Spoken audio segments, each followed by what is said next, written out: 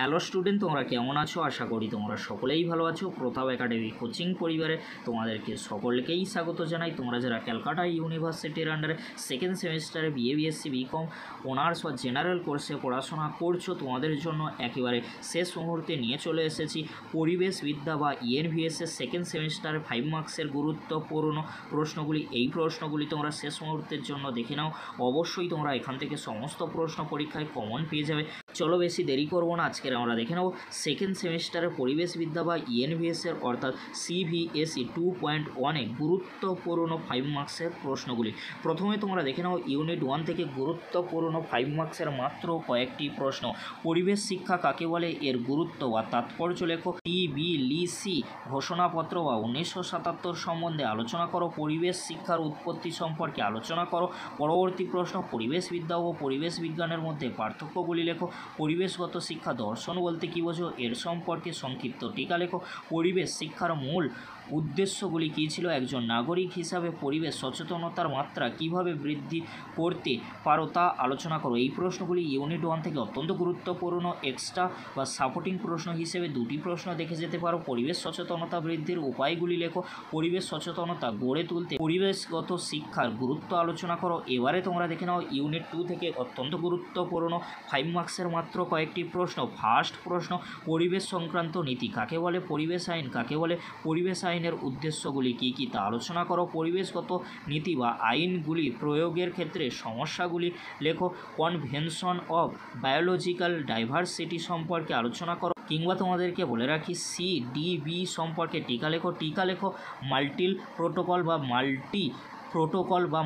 Protocol অবশ্যই তোমরা দেখে রাখবে। কিয়োটো প্রোটোকল, পরিবেশ সংরক্ষণ আইন 1986, বন্যপ্রাণী সংরক্ষণ আইন 1972, বন সংরক্ষণ বা অরণ্য সংরক্ষণ আইন 1980, জীববৈচিত্র্য আইন 2002, বায়ু দূষণ প্রতিরোধ আইন 1981, জল দূষণ প্রতিরোধ আইন 1974।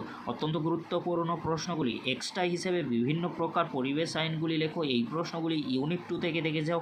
অবশ্যই তোমরা এখান থেকে একটি প্রশ্ন পরীক্ষায় কমন পেয়ে যেতে পারো। এবারে তোমরা দেখে নাও ইউনিট 3 থেকে অত্যন্ত গুরুত্বপূর্ণ মাত্র কয়েকটি প্রশ্ন। যে প্রশ্নগুলি অত্যন্ত গুরুত্বপূর্ণ রয়েছে ইউনিট 3 থেকে ফার্স্ট প্রশ্ন, পরিবেশ নৈতিকতা সম্পর্কে লেখো। পুনর্বাসন ও পুনঃস্থাপন কি, এর প্রয়োজন হয় কেন, পরিবেশ সংক্রান্ত বিষয়ে গ্রিন ব্রেঞ্চের গুরুত্ব লেখো। জনসংখ্যা বৃদ্ধির কারণগুলি আলোচনা করো। নর্মদা বাঁচাও আন্দোলন, চিপকো আন্দোলন, সাইলেন্ট ভ্যালি আন্দোলন, বিষ্ণুই আন্দোলন সম্পর্কে টিকা লেখো। এই প্রশ্নগুলি খুবই গুরুত্বপূর্ণ সহকারে রেডি করবে। পরিবেশের ওপর জনসংখ্যার বৃদ্ধির প্রভাব, পরিবেশ সংরক্ষণে সংস্কৃতির ভূমিকা লেখো। ইকো ফেমিনিজম বলতে কী বোঝো। এবারে তোমরা দেখে নাও ইউনিট 4 থেকে অত্যন্ত গুরুত্বপূর্ণ 5 মার্কসের মাত্র কয়েকটি প্রশ্ন।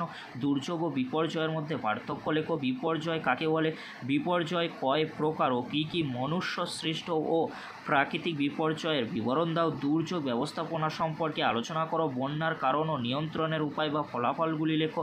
টিকা লেখো মিনামাটার বিপর্যয়, ভোপাল গ্যাস বিপর্যয়, কেদারনাথ বন্যা, কোভিড-19, ফুকুশিমা পারমাণবিক বিপর্যয়, চেরনোবিল দুর্ঘটনা। চেরনোবিল অত্যন্ত গুরুত্বপূর্ণ রয়েছে। সুনামির কারণ ও ফলাফল, ভূমিকম্পের কারণ ও ফলাফল লেখো। বিপর্যয় ব্যবস্থাপনা বা প্রশ্নটি ঘুরিয়ে আসতে পারে, বিপর্যয় ব্যবস্থাপনা চক্র সম্পর্কে আলোচনা করো। এক্সট্রা হিসেবে দেখে যেতে পারো ভারতে ঘটে যাওয়া যে কোনো দুটি ক্রান্তীয় ঘূর্ণবাত সম্পর্কে লেখো। ধসের কারণ ও নিয়ন্ত্রণের উপায় বা ফলাফলগুলি লেখো। এই প্রশ্নগুলি কিন্তু খুবই গুরুত্বপূর্ণ ইউনিট 4 থেকে। এবারে তোমরা দেখে নাও ইউনিট 5 থেকে অত্যন্ত গুরুত্বপূর্ণ 5 মার্কসের প্রশ্নগুলি। যে প্রশ্নগুলি অত্যন্ত গুরুত্বপূর্ণ রয়েছে, পরিবেশ রক্ষায় নারীর ভূমিকা আলোচনা করো। কেন্দ্রীয় দূষণ পর্ষদের কার্যাবলী আলোচনা করো। রাজ্য দূষণ নিয়ন্ত্রণ পর্ষদের কার্যাবলী আলোচনা করো। জনসংখ্যা বৃদ্ধির কারণ ও নিয়ন্ত্রণের উপায়গুলি লেখো। নেক্সট প্রশ্ন তোমরা দেখে নাও টিকা হিসেবে তোমরা কোন প্রশ্নগুলি রেডি করবে।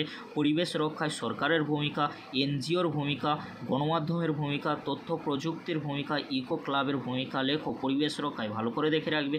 পরিবেশ দূষণ স্বাস্থ্যের ওপর কী প্রভাব ফেলে তা লেখো। পরিবেশ রক্ষায় শিক্ষার গুরুত্ব লেখো। পরবর্তী প্রশ্ন, টিকা লেখো ICT সম্পর্কে। পরিবেশ শিক্ষার পদ্ধতি সম্পর্কে আলোচনা করো। অপ্রথাগত শিক্ষা কাকে বলে, অপ্রথাগত শিক্ষার পদ্ধতিগুলি লেখো। পরিবেশ রক্ষায় সরকারি প্রতিষ্ঠানের ভূমিকা লেখো। এক্সট্রা প্রশ্নগুলি তোমরা দেখে নাও। জনসংখ্যা বাড়লে সামগ্রিক পরিবেশের ওপর কী প্রভাব পড়ে তা আলোচনা করো। সংস্কৃতি কাকে বলে, পরিবেশ ও সংস্কৃতির মধ্যে সম্পর্ক লেখো। প্রিভিয়াস ইয়ারের প্রশ্নপত্র তোমরা দেখে নাও। সেড ওয়ান মর্নিংয়ের 2024 সালে প্রশ্নপত্র তোমরা ভালো করে স্ক্রিনে দেখে নাও।